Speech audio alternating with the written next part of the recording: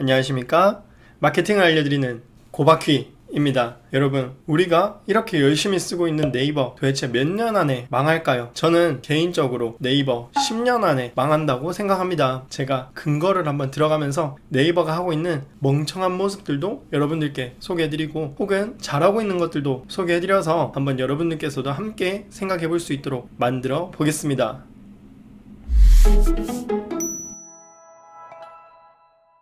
먼저 현재 네이버에 대한 세간의 사람들의 평가가 어떤가요? 네이버는 현재 우리가 흔히 생각하는 검색 엔진, 검색 사이트로서의 제 기능을 못하고 있는 상황입니다. 구글이 온라인상에 출처가 어디에 있든 상관없이 정확한 정보성 포스팅을 검색 사용자들에게 보여주는 것과 달리 네이버는 한정된 풀 안에서 블로그, 카페, 지식인 등등에서만 검색 사용자들에게 검색 결과를 보여주기 때문에 순수한 정보를 찾을 확률도 굉장히 낮아지고 상업적인 목적이 들어간 포스팅들이 상위 노출될 확률이 굉장히 높은 상황입니다.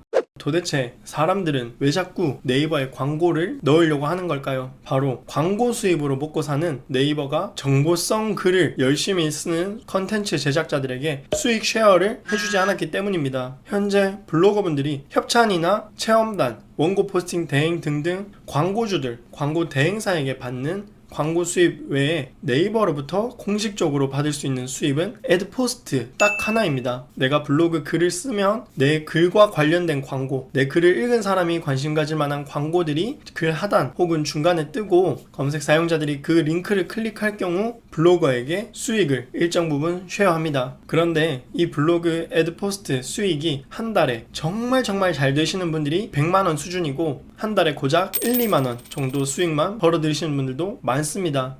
네이버가 나한테 돈을 안 주니까 어쩔 수 없이 외부의 광고주들로부터 수입을 얻을 수밖에 없는 상황이고, 그러다 보니 네이버 상위에는 광고가 범람하게 되는 것입니다. 자, 정리를 하자면 크게 두 가지입니다. 검색 엔진 사이트의 모습을 보여주지 못하고 포털 사이트로만 활용이 되다 보니 정확한 정보가 궁금한 사람들은 구글로 떠나버렸고요. 검색 이용자들이 궁금해할 만한 정보를 써줘야 할 블로거들은 전혀 돈이 되지 않는 자원봉사밖에 되지 않기 때문에 외부에서 광고를 끌어들여와 검색 결과 상위에 광고만 남게 되는 것입니다. 제가 영상 처음에 말씀드린 것처럼 네이버가 망하는데 이런 속도라면 10년이면 충분하다 생각합니다.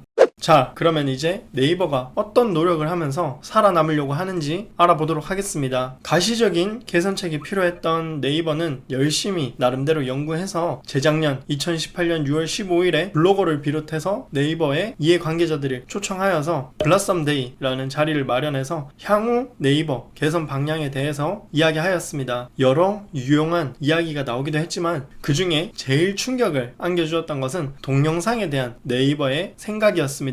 유튜브에 위기감을 느낀 네이버가 했던 이야기는, 우리는 여러분께서 동영상을 이용하시기 편하도록 만들겠습니다, 더 좋게 만들겠습니다 라고 이야기를 하면서 최대 7시간짜리 영상을 올릴 수 있도록 해드릴게요. 화질은 4K UHD까지 올릴 수 있답니다. 그리고 파일 용량도 7GB까지 올릴 수 있어요 라고 이야기를 했는데요, 저도 제 유튜브에 영상을 올리고 유튜브도 보고 있지만 유튜브를 볼 때 여기는 7시간짜리 영상이 올라와서 너무 좋네, 혹은 4K UHD 화질이라서 너무 좋네 라는 생각을 해본 적도 없고, 영상을 올릴 때 7GB가 넘는데 안 올라가네 라고 생각한 적도 없습니다. 그러니까 동영상 이용자들과 사용자들의 니즈를 전혀 생각하지 않은 개선책이었던 것입니다. 작년에는 조금 더 나은 이야기 하지 않았을까요? 라고 생각하시는 분들이 있는데요, 어느 정도 맞는 말씀입니다. 작년 8월 한명숙 대표가 커넥트 2020이라는 자리를 만들어 새로운 개선 방향에 대해서 다시 한번 이야기하였고, 어느 정도 현실에 맞는 부분도 있었지만 개선책이나 혁신적인 부분은 눈에 띄지 않았습니다. 커넥트 2020에서 한명숙 대표가 했던 여러가지 이야기 중에 네이버에서는 동영상 길게 보기보다 좋은 정보를 찾을 수 있게 하겠다라고 말씀하셨습니다. 네이버 한성숙 대표는 제가 지적한 점들을 정확하게 꼽으셨는데요, 하지만 제가 봤을 때 여전히 의문점이 남아 있습니다. 제 채널을 봐주시는 구독자 여러분들과 저 또한 유튜브를 볼 때 정보를 찾아볼 때도 물론 있지만 대부분의 시간은 엔터테인먼트, 오락, 유머가 담긴 컨텐츠를 보는 시간이 더 깁니다.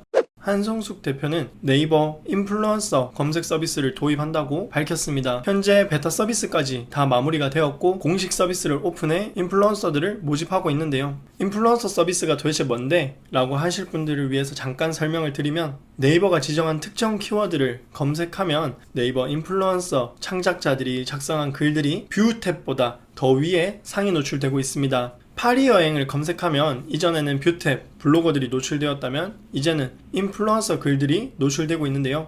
앞서 맨 처음에 네이버는 자사 플랫폼의 글들 정보만 노출시켜준다고 말씀드린 것과 달리 이 검색 공간에는 외부 채널인 트위터, 인스타, 유튜브 채널 등등도 노출을 시킬 수 있습니다. 나름대로 얼마나 네이버가 큰 마음을 먹고 마음을 열고 있는지 볼 수 있는 대목입니다. 인플루언서 검색의 핵심은 키워드 챌린지입니다. 즉 네이버가 우리 이런 키워드 검색어에 대한 정보가 필요하니까 우리가 섭외한 믿을 수 있는 인플루언서 분들 중에 이 키워드에 대해 잘 아시는 분들은 글을 써주세요. 상위 노출을 아주 잘 시켜드리겠습니다. 라는 서비스인 것입니다. 이 서비스의 핵심은 네이버가 믿을 만한 글 작성자를 모집하겠다는 것입니다.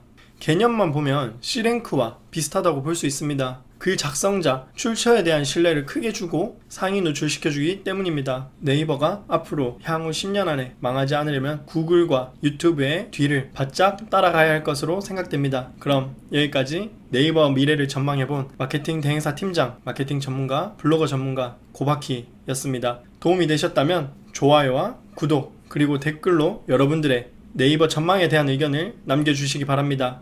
감사합니다.